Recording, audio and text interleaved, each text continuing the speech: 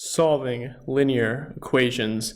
It's section 1.3. It's another review section, so let's get right into it. Today's essential question is, what techniques can I use to solve linear equations?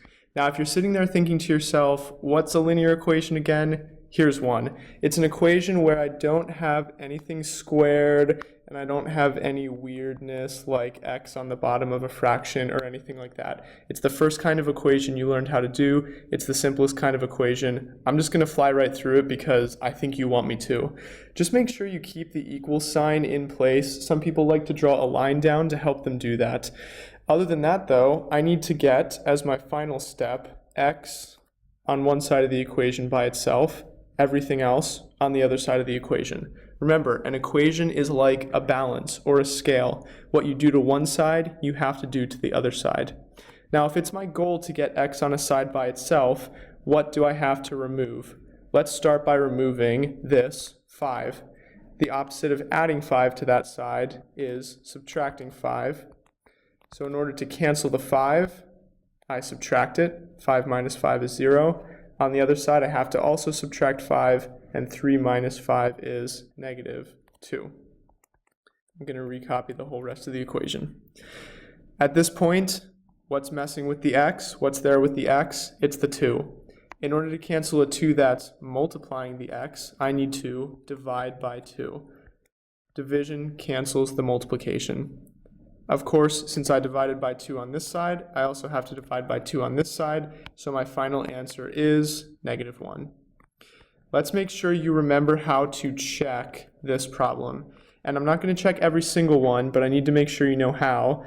You should be thinking to yourself, oh, I just plugged the negative 1 back into the equation. So let's just make sure it works. I'll show it to you once. Here's the check. 3 equals 2 times, instead of x, negative 1 plus 5.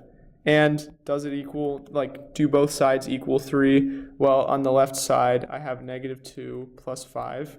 2 times negative 1 is negative 2. And obviously, negative 2 plus 5 is 3. Looks like 3 equals 3. I'm good. I checked it. My final answer is negative 1. Hopefully that last one was really easy. This one is also a simple equation, but it's going to involve a lot more steps. Remember, at the end, I need to have y on a side by itself and everything else on the other side. The issue here is that I have some parentheses. A bad thing to do would be to start by adding this 3 to the other side or adding this 9 to the other side. It doesn't work because it's in the parentheses.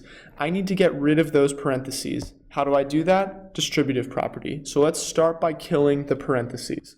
I'm going to distribute the 7 in. 7 times y is 7y. 7 times negative 3 is negative 21.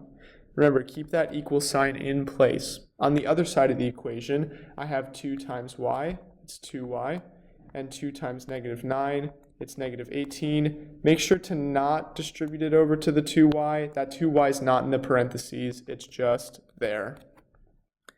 Okay, nice. Now that I killed the parentheses, maybe there are some things that I could simplify. Here's what I mean by that. On the right-hand side of the equation, I have a 2y here and a 2y here. Let's put those two y's together. We can combine those like terms. 2y plus 2y is obviously 4y. And doesn't that just look a little nicer on that side? Instead of having y's in multiple locations, I have it in just one location here. All the y's are together on that side. Now, of course, I need all the y's on one side. So how do I do that? If I have a y over here and a y over here, how do I get them on the same side? Well, you subtract them to the other side or add them to the other side. In this case, let's say I want to get rid of these 4 y's. Let's say I want to get rid of them and put them on the other side. I do that by subtracting 4y from this side and 4y from this side. Remember, since I'm combining like terms, when I subtract, I only need to subtract this 4y from this 7y. I don't need to do anything with this 21. All right, rewriting the problem, 7y minus 4y is 3y. And then on this side, I still have a negative 21. On the other side, I have 4y minus 4y. It canceled, and I'm left with just negative 18. At this point, the equation is just as easy as the last one, so I'm going to fly through to the end. I can add 21 to both sides to cancel it from this side. That leaves me with 3y equals 3. And now I just need to cancel this 3 in front of the y. You know to divide. 3 divided by 3 cancels. I'm left with y. On the other side, 3 divided by 3 is 1. Y equals 1. Again, if you wanted to check your work, you could plug this y equals 1 back into the equation above. I won't right now to save time. Oh my goodness, fractions. Mr. Gregory, you told us we can't use a calculator. How am I supposed to deal with these fractions? I'm going to show you a way with equations that you should have learned before, but maybe you forgot, to get rid of the fractions before you even start solving it. And I'm going to make use of this fact. What happens when you multiply, for example, 1/2 times 2? What happens when you do that? Well, if you remember anything about fraction multiplication, you know that it's top times top and bottom times bottom. So if I'm multiplying 1/2 times 2, remember if it's just times 2 without a denominator, I can put 2 over 1. You're always allowed to do that. And in this case, multiplying top times top gives me 2. Multiplying bottom times bottom gives me 2. What does that cancel to? 1. Is that a fraction? No, it's not a fraction anymore. If I multiply by what's in the denominator, I end up canceling the fraction. And I'm going to make use of that here in this problem. What I want to do is, I want to multiply everything in my equation by 2. When I do that, it will eliminate the denominator. Also, I need to make sure to multiply everything in the equation by 3. That's going to cancel that denominator. So you're probably saying to yourself a couple things. First of all, whoa, like do I multiply by 2 and then multiply by 3? You could do it that way, or since I'm multiplying by 2 and then multiplying by 3, isn't that just the same as multiplying by 6? Now you're going to notice something about 6. Let's just look at the denominators right now. Let's look at the denominator 2, 3, and 2. Think about when you're adding fractions together, you know how you have to get a least common denominator? What's the least common denominator between 2 and 3? Think about it for a second. What's the least common denominator there? Oh, it's 6. Interesting. So if I multiply the equation by the least common denominator, it will cancel out all the fractions. Let's see how this works in practice. Let me erase some things, clean up my board here.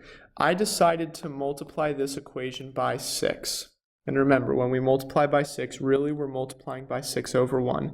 And the reason I'm doing that is because 6 is the LCD, and if I multiply by everything that's in the denominator, I'm going to cancel all the denominators. So let's see how it works. I'm multiplying the whole equation by 6, which means it's going to distribute through to every single term. Remember, what you do to one side of the equation, you have to do to both sides of the equation, which is what I'm doing here. So let's take the first term here. I want to know what's 6 times 1/2. So let's do that real quick. 6 over 1 times 1 over 2. And if you remember, if you have something on the top and the bottom, you can cancel. So 6 and 2 cancel, leaving a 3. 3 over 1. Or I can just write it as 3x. What happens when I multiply 6 times 4? Well, that's easy. That's 24. No fractions involved there. Let's do the next term. I'm doing 6 times negative 2 over 3. So negative 2 over 3 times 6 over 1. Remember, if there's something on the bottom and the top that will cancel, I can do that. In this case, 6 and 3 cancel, leaving a 2 on top and a 1 on the bottom. So on top of my fraction, I have negative 2 times 2. That's negative 4. On the bottom of my fraction, I have just 1. So instead of writing 4 over 1, I'll just write 4, and negative 4 to be exact. We already did 6 times 1/2. That was the first fraction we did, and I already found out that that was 3. Remember, I did that over here. Now what just happened? Hey, all the fractions left. Do you see any fractions in this new equation? No, of course not. I multiplied by the LCD. They are all gone. Excellent. So all we have to do is get the x's together and get the numbers together on the other side. Let's start by getting the x's together. I'm going to add 4x to the other side. Adding 4x to a negative 4x cancels it. On the other side, 3x plus 4x equals 7x. And I'm going to kind of do two steps at once here. Let's, from positive 24, subtract 24. That'll cancel it from that side, and I need to do the same thing to the other side. So now I have 3 minus 24, which is negative 21 on the other side of the equation. Perfect. I have all the x's on one side. I have all the other stuff on the other side. Final step, I just need to divide through by 7. It cancels here, and I'm left with just x equals negative 3. Final answer. All right, this next problem is going to be a geometry problem. Let me use the magic of video editing and draw in the problem for you. Whoa, there it is. It just appeared. Magic. I even switched color pens on you. How cool is that? This is the lazy man's way to do the problem when you don't feel like messing with PowerPoint and making it draw triangles and stuff for you and adding tons of text box. So for this problem, I'm trying to solve for x. Well, here are a bunch of x's in this triangle. Here they all are. They're labeled along the sides, and I'm given some information. I'm given that the perimeter of this figure equals 26. Now, for those of you that have been through geometry, I'm sure you've seen this problem a million times, and you know that the perimeter means add up all the sides. In other words, if I add up this side, and this side, they will equal to 26. So let's do that. First side, 14 minus 2x. I'm going to add that to this side, plus 3x minus 1, plus the final side, 2x plus 1, and that is equal to 26. Awesome. It's just an equation at this point. I'm trying to solve for x. I just need to combine some like terms to simplify my life. Negative 2x plus 3x is 1x, plus 2x is 3x. For the numbers, I have, actually here's a minus 1 and here's a plus 1. They just cancel. I'm left with just the 14 on this side. And that all is equal to 26. Let's subtract 14 from both sides, leaving me with 3x equals 12. And then I can divide by 3, leaving me with x equals 4. In order to find the side of each figure, because that's what I'm trying to find also, the length of each side, I solved for x, now I'm trying to find the length of each side. All we have to do is plug the x back into the side. So here I would have 14 minus 2 times 4. 2 times 4 is 8, and 14 minus 8 is 6. So there's the length of side 1. Here I have 3 times 4 minus 1. That's 12 minus 1, which is 11. And here I have 2 times 4 plus 1. 2 times 4 is 8, plus 1 is 9. Let's just make sure these quickly add up to 26, because they should. 6 plus 11 is 19. Sorry, 6 plus 11 is 17, and then 17 plus 9 is 26. Nice. So those sides really do add up to the perimeter. I must have gotten the right x value. That's it for today. Here's your summary. Just remember, to solve, you need to get the x's to one side of the equation. Your final step should be x equals something. In order to do that, you have to do the same thing to both sides of the equation to cancel things out. And you've done that in algebra and geometry tons of times. Don't forget, though, to eliminate fractions. This was that problem 3 that was probably the hardest one. You need to multiply the equation by the least common denominator. That will eliminate all the fractions.